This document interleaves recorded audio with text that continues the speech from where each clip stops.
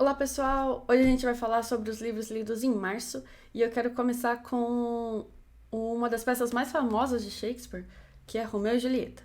Se você está perdido e não sabe o que acontece com Romeu e Julieta, é sobre um casal de adolescentes que se apaixonam e entram numa trama trágica na tentativa de ficarem juntos. Muita gente não sabe, mas Romeu e Julieta não é uma peça original de Shakespeare.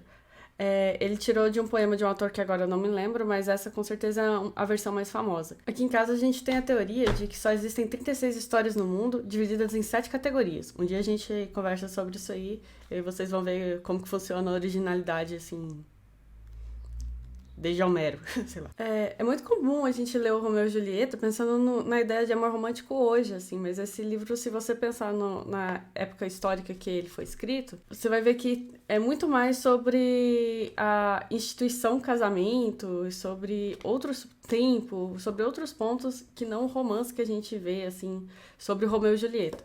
Pra começar, que ele não começa apaixonado por Julieta, ele começa apaixonado por Rosalina.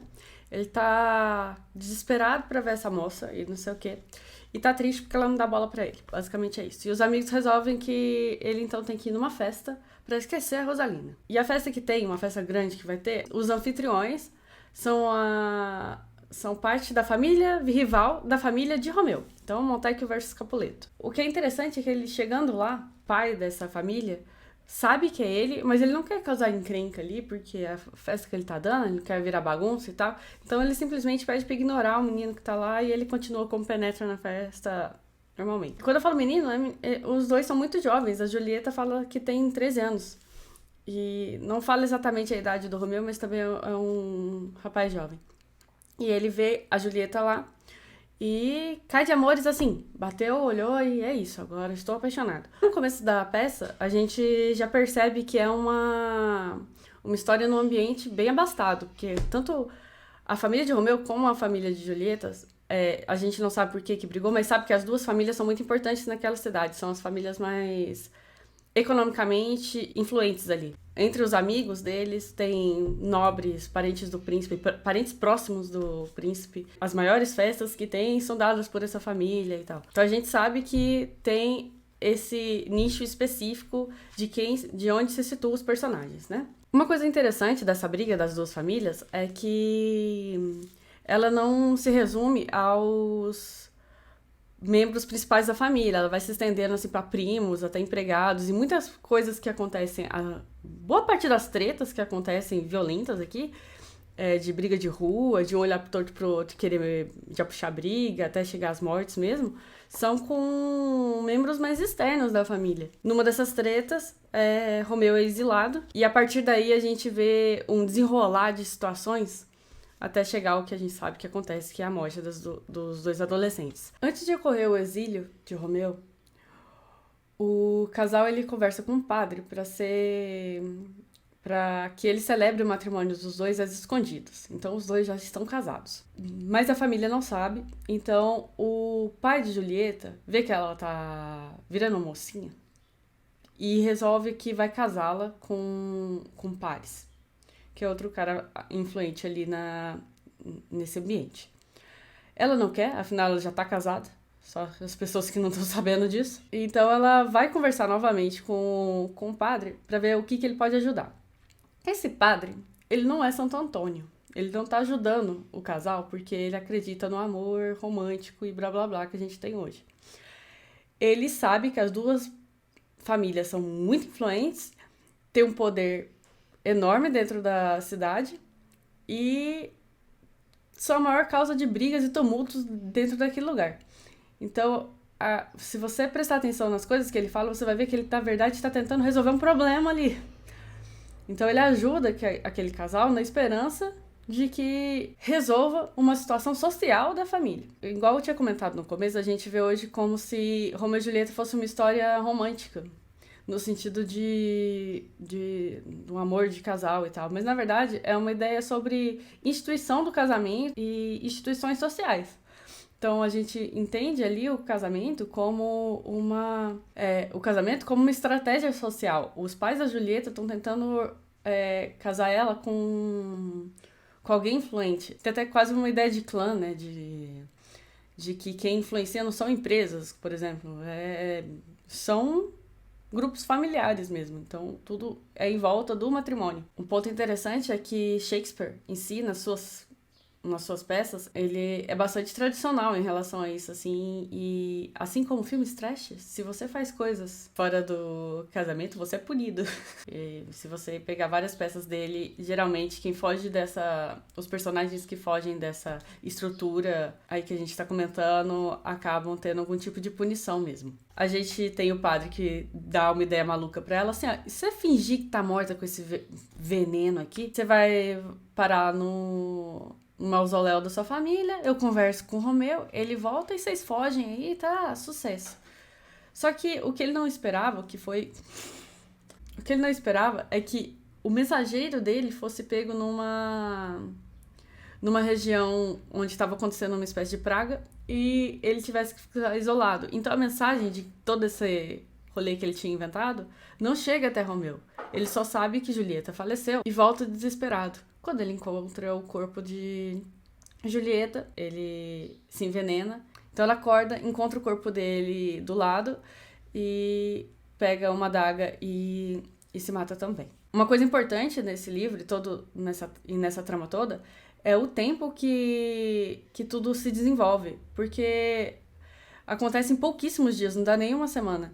Romeu, principalmente, que já começa com outra menina, em pouco tempo se apaixona, se casa e se entrega, porque eles fazem isso por escolha, né? Muito rápido. Nisso a família percebe o que aconteceu, o padre explica, na verdade, o que aconteceu. E é interessante que a ideia original do padre, de alguma forma, traz resultado, porque né, a família vendo aquela tragédia toda, elas resolvem manifestar o descontentamento de ter perdido as suas crianças. Eles passam a erguer estátuas e monumentos em prol do filho um do outro e a família então se reconcilia. As duas famílias se reconciliam. É um livro assim que tem várias adaptações por aí. Tem. Seria interessante as pessoas lerem e depois dar uma pesquisada sobre algumas coisas para não cair nas interpretações das versões mais atuais. Porque a ideia de romance e amor vai mudando com o tempo, então é bom você ver como que foi sendo interpretado em diversas épocas do mundo, principalmente quando foi escrito comparado a hoje, né? Então é bem legal isso aí. Na sequência eu li um livro que me enganou bem, porque ele é bem fininho, eu achei que eu ia ler rapidinho, mas na verdade eu demorei um tempão, que é A Sociedade do Cansaço, do Byung-Chul Han, que é um filósofo sul-coreano, contemporâneo agora, e que ele traz vários conceitos que ele foi descrevendo aqui sobre a sociedade atual. Então, o que a gente tem? Então, aqui ele vai começar com o conceito de positividade, ele vai falar um pouco sobre a ideia de imunologia e como que, hoje em dia, as pessoas não vão mais realizar as ações na ideia de tentar evitar algo negativo, mas sim de conseguir algo positivo. Então, vai ser aquele constante sentimento de mas você não quer isso... Você não quer esse ponto melhor na sua vida? Então por que você não vai fazer isso se isso vai te causar uma coisa positiva? Isso vai trazendo a ideia de que a pessoa quer sempre uma versão melhor de si mesmo, uma coisa quase narcísica. Então agora a gente tem a percepção de que o opressor não é mais um agente externo, como a escola, a prisão, a fábrica. É você mesmo se cobrando internamente. Então, é uma cobrança constante, porque você sempre está com você. Então, aqui a gente já tem o conceito da sociedade de desempenho, porque você está sempre tentando ter um desempenho melhor. E isso em contraste à sociedade disciplinar, que é essa anterior, que tinha esse opressor externo que te obrigava a ter certa disciplina. Então, agora que você está sempre sendo vigiado por você mesmo e tentando buscar sua melhor versão, essa conversa toda, você percebe que é uma coisa infinita e acaba criando uma situação de infelicidade infinita porque você se sente culpado, porque não conseguiu atingir aquilo que você imaginou, mas sempre dava para melhorar, até chegar nas patologias como burnout e outras do gênero. Então, é um livro fininho, mas com vários insights e que acaba levando a gente a fazer outras pesquisas também sobre as coisas que ele comenta. Na sequência, eu tinha visto pelo Instagram várias cenas de uma animação que eu acho que tá sendo disponibilizado pela Apple TV, sobre o menino, a topeira, a raposa e o cavalo, do Charlie Macquarie. E aí eu vi na livraria o livro E achei que era uma inspiração a partir do filme. Mas na verdade eu descobri depois que esse autor já fazia ilustrações para redes sociais, com sempre a ilustração dele e algumas mensagens. E isso teve uma repercussão bastante positiva. E até que gerou o livro, que foi uma edição. What? Que foi uma edição anterior, também capa dura, bem bonita. Mas esse livro, essa edição, realmente foi baseada na animação que foi lançada recentemente. Mas tem uma versão anterior também, bem bonitinho. É um livro, assim, bem rapidinho de ler, não gastei nem 15 minutos, mas ele é muito gostosinho pra você ter, assim, sempre perto, porque ele traz várias mensagens legais. Tem uma vibe parecida, é complicado comparar, mas ele tem uma vibe parecida com o Pequeno Príncipe, assim, é uma coisa mais contemplativa, é uma história infantil, mas traz algumas reflexões pro adulto também. Então é bem gostosinho, eu acho legal trazer aqui e recomendar também, porque além de ser muito bonitinho, o livro como objeto também, né? Enfim. Então foram essas as leituras do mês de março. Ai, como é que eu seguro pesado? Até a próxima.